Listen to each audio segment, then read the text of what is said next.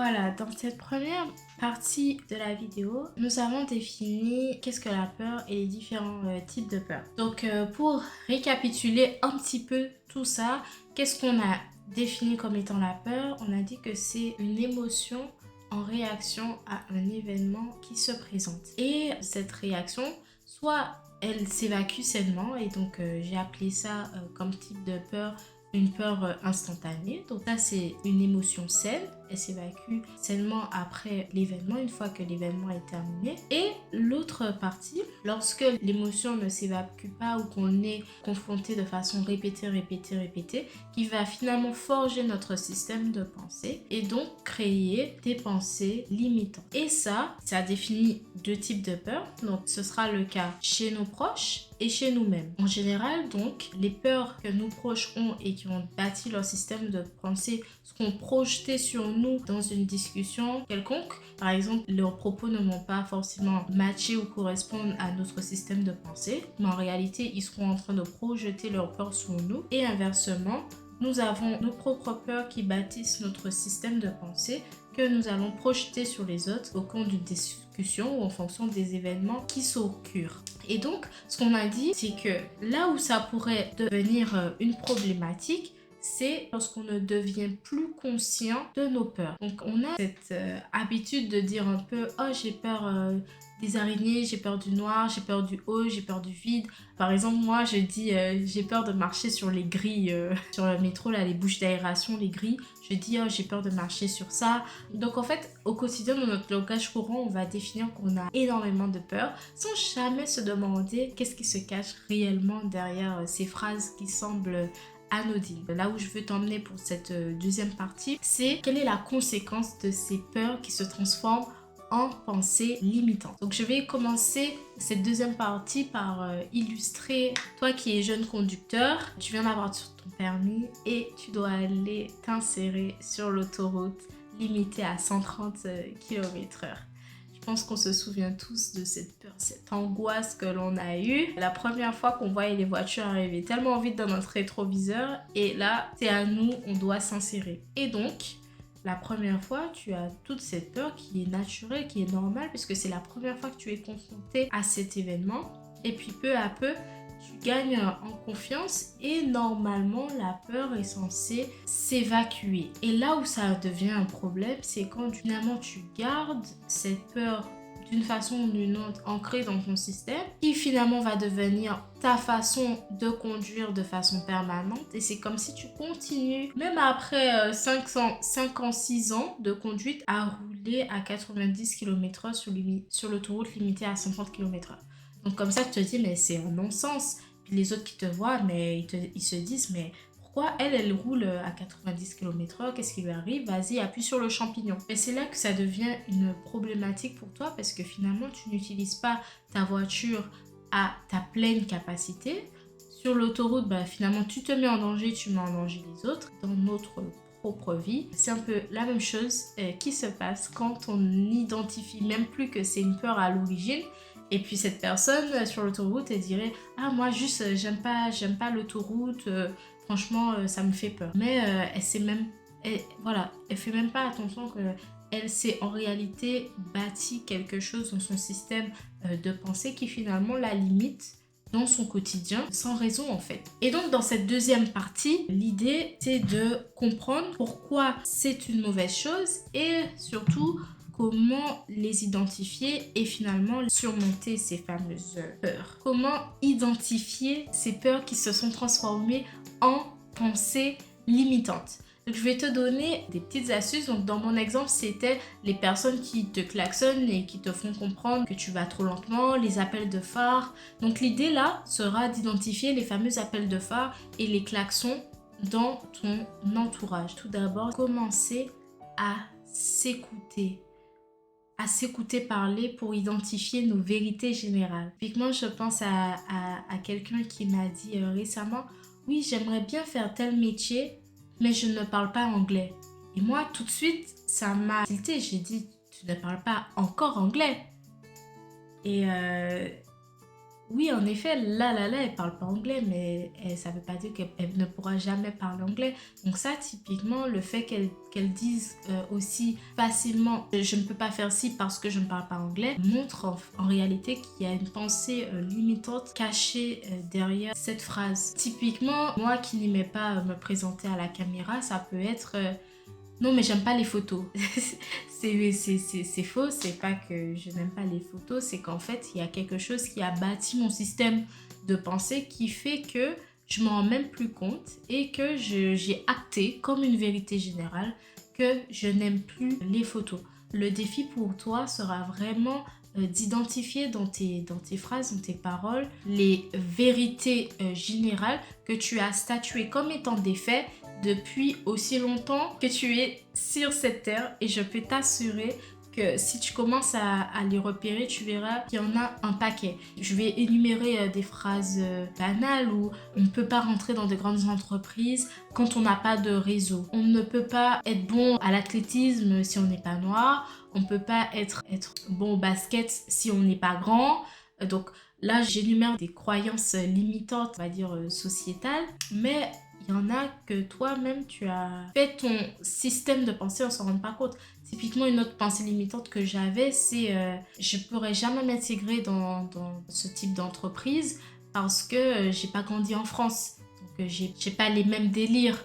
Oui, c'est vrai, mais finalement, il y a une pensée limitante qui se cache derrière. Donc ce sera ça un peu pour toi, ton premier exercice, c'est un peu d'apprendre à t'écouter pour identifier les vérités générales que tu dis et qui en réalité te limitent. Je vais donner un dernier exemple. Je me souviens une fois, j'étais assise dans un... Enfin, je faisais un stage dans une entreprise dans l'est de la France et on rentrait, on prenait tous le même train pour rentrer et on parlait un peu de ce qu'on allait faire pour la suite. Et cette personne, je lui demande qu'est-ce qu'elle poste auquel elle pense postuler après ce stage, puisqu'elle elle aussi elle était en stage. Et il me dit oui, j'aimerais bien aller dans une grande boîte, telle boîte, mais c'est impossible, moi je viens d'une petite famille. Enfin, en gros, comme dans l'Est, c'était on va dire un village, donc lui, c'est impossible. Et moi, je me suis dit, tout de suite, ça m'a fait réagir. Je me suis dit, mais pourquoi il pense ça? Ce deuxième élément, ça peut aussi te permettre d'identifier tes propres pensées limitantes. Les fameux appels de phare et les klaxons, quand les autres réagissent à des phrases auxquelles tu dis, ça peut te mettre la puce à l'oreille. Parce que au début, c'est pas forcément évident de reconnaître ses propres pensées limitantes. C'est en effet en se confrontant aux autres qui ont eux-mêmes un autre système de pensée que tu peux facilement identifier des peurs que tu disposes au fond de ton système de pensée. Typiquement, une autre astuce pour repérer ça, c'est de repérer ce que ça crée chez toi. Donc là, je t'invite également à commencer à t'écouter.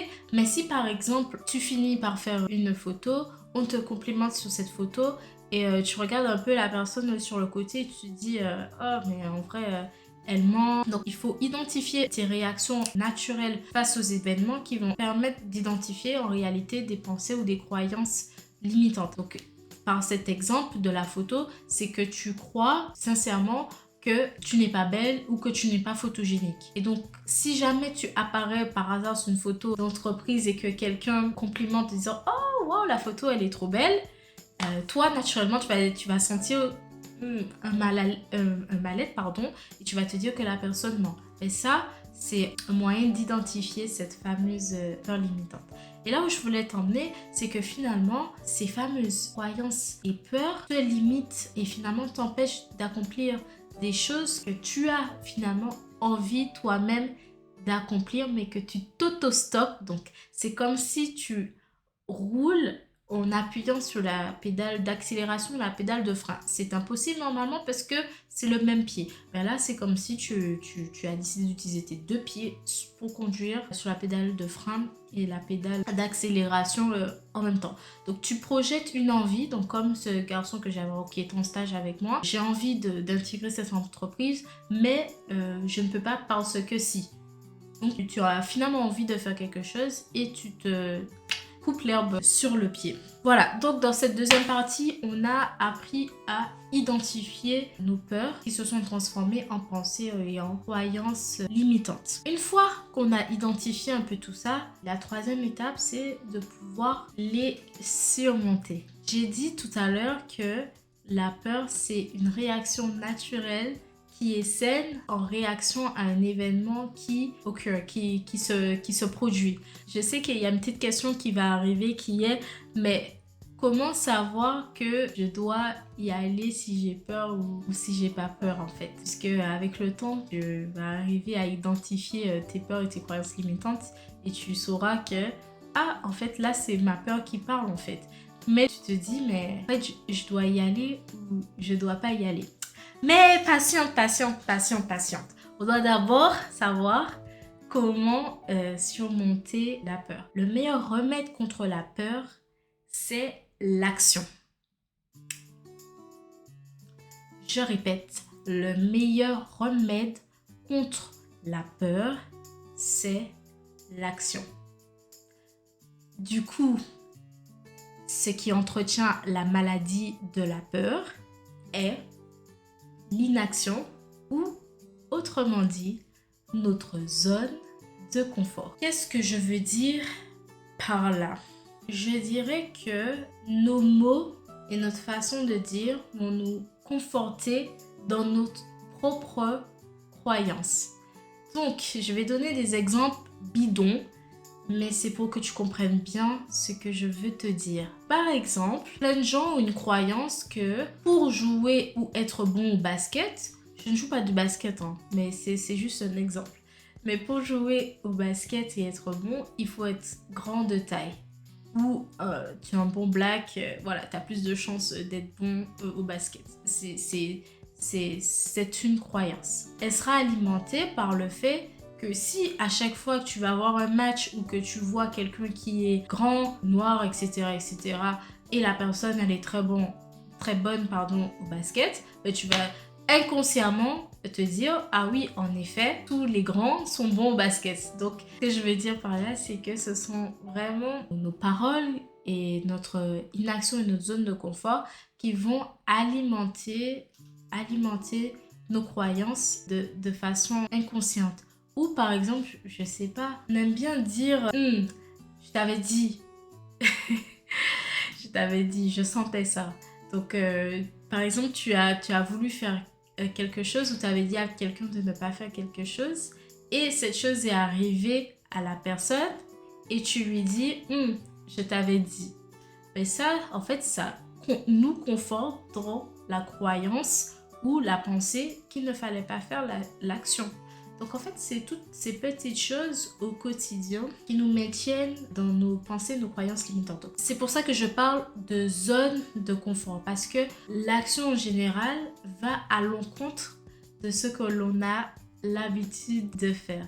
Et justement, la fameuse peur saine nous témoigne d'un inconfort en fait. C'est quelque chose que l'on n'a jamais fait. Donc, hop, on veut arrêter ça. Donc, bam, on bascule dans quelque chose que l'on connaît déjà et puis on se conforte dans notre pensée. Donc, si je reprends l'exemple du travail, tu veux rentrer dans une grande entreprise, mais tu penses que comme tu n'as pas de réseau, tu n'y arriveras pas. Et puis finalement, tu commences à postuler ou un ami à toi le fait et ça ne marche pas. Donc, tu vas te dire, ah, ben en fait, c'est parce que tu n'as pas de réseau. Donc, tu alimentes cette pensée qui est en réalité une croyance limitante. Donc, quand je dis le meilleur remède, c'est l'action, je dois rajouter devant les bonnes actions. Parce que si c'est pour agir et finalement t'auto-mutiler, t'auto-saboter et si c'est pour agir dans ta zone de confort, vas-y, laisse tomber. Donc, les bonnes actions, c'est-à-dire qui vont aller à l'encontre de ta peur et qui vont justement te mettre premièrement dans cet inconfort, donc te sortir de ta zone de confort. Donc, dans cette partie, on va apprendre à vaincre notre peur par des bonnes actions. Donc, on fera les actions qui vont nous mettre dans cette zone d'inconfort petit à petit. Très important parce que si, par exemple, tu as peur du vide, bon, c'est pas nécessaire forcément la première fois de te jeter du haut d'une montagne avec un parachute alors que tu n'as jamais fait ça.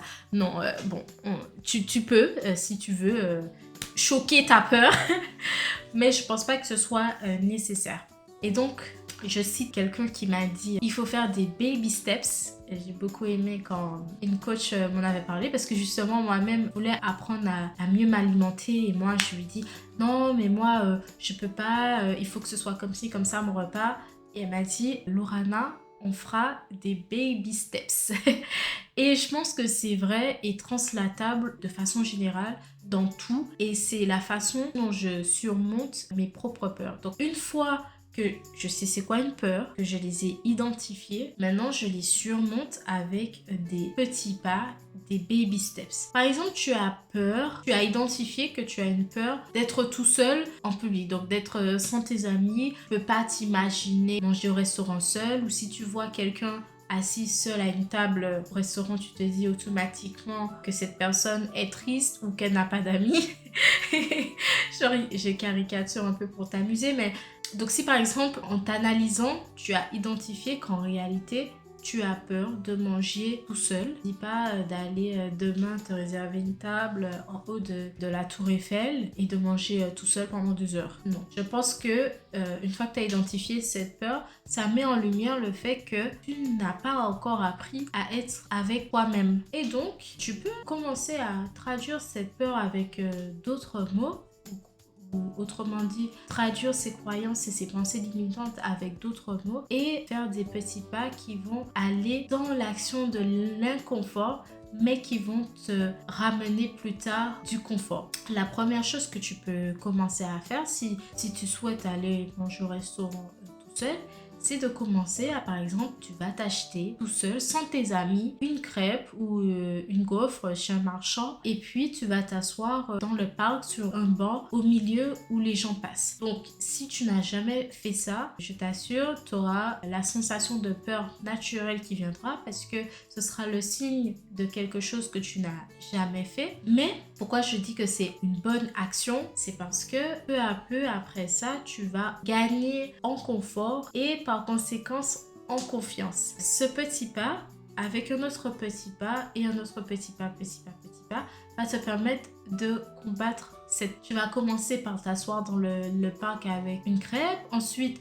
tu vas aller manger dans un snack tout seul à un moment où il n'y a pas trop de monde à midi. Puis une autre fois, tu le feras pour la première fois le soir ou avec un peu plus de monde dans le restaurant avec plein de familles. Mais toi, tu es assis à ta table tout seul. La première fois, ça va créer un inconfort, mais ce sera beaucoup moins inconfortable que la première fois que tu l'auras fait. Jusqu'au jour où aller dans un restaurant classique va te sembler opération triviale, tu n'auras plus peur. Et donc au final, la vraie pensée limitante qui se cachait derrière, c'est que tu avais peur d'être avec toi-même, de te retrouver avec toi-même.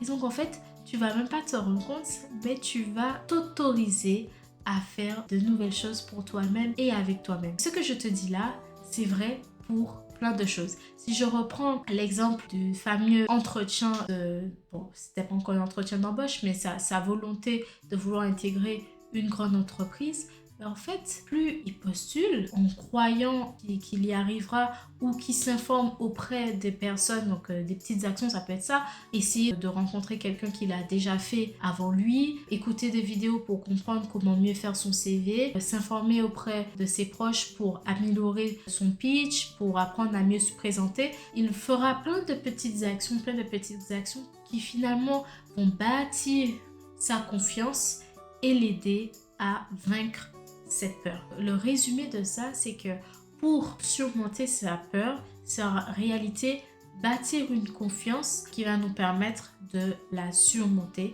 et nous permettre d'atteindre un niveau supérieur et au-delà de cette peur. Voilà.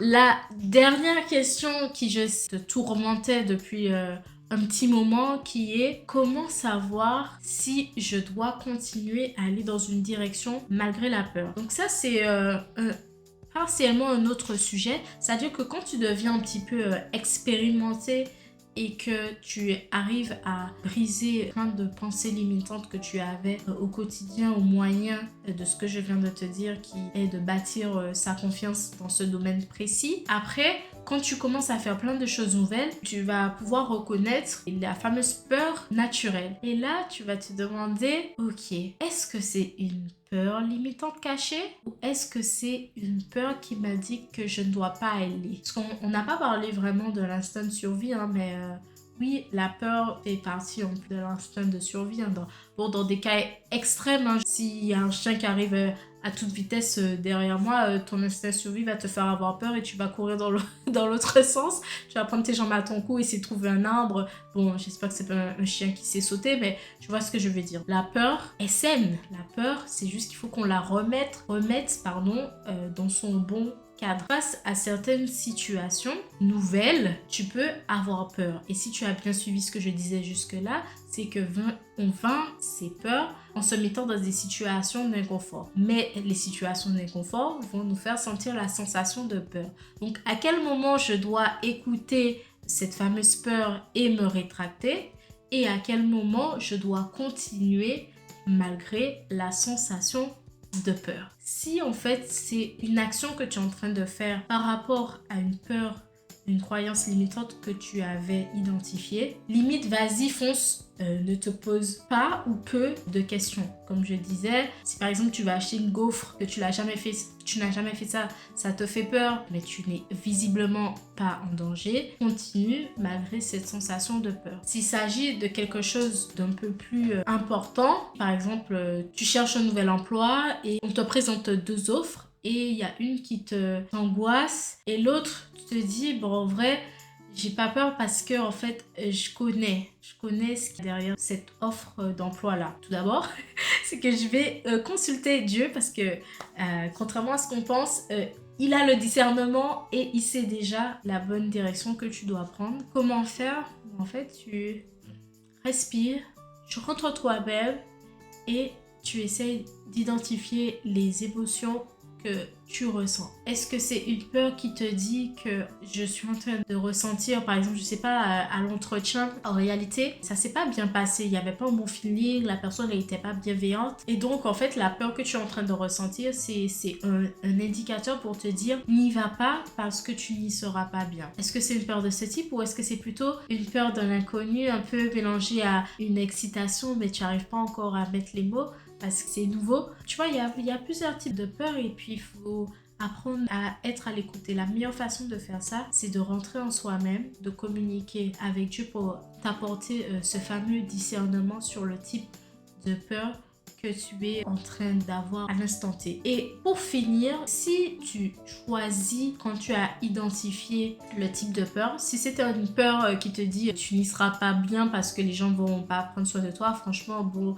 tu peux y aller, hein, mais je pense que ta peur essaie de t'indiquer que ce n'était pas la bonne direction justement. C'est pour ça que je parle de discernement. Mais si c'était l'autre type une peur un peu de l'inconnu, de stress parce que tu n'as jamais fait mais que tu vas faire un pas vers toi, vers quelque chose qui va t'apporter du bon, en général, quand tu franchis ce cap, la paix après va t'envahir. La paix va te faire savoir que tu as pris la bonne décision. La confiance qui va s'accompagner de cette nouvelle action va te faire savoir que tu as pris la bonne décision. Si je prends l'exemple que je voulais apprendre à mieux manger, au début vraiment, ça me provoquait, c'était difficile hein, parce que je changeais totalement mes habitudes, je devais apprendre à faire des meal prep.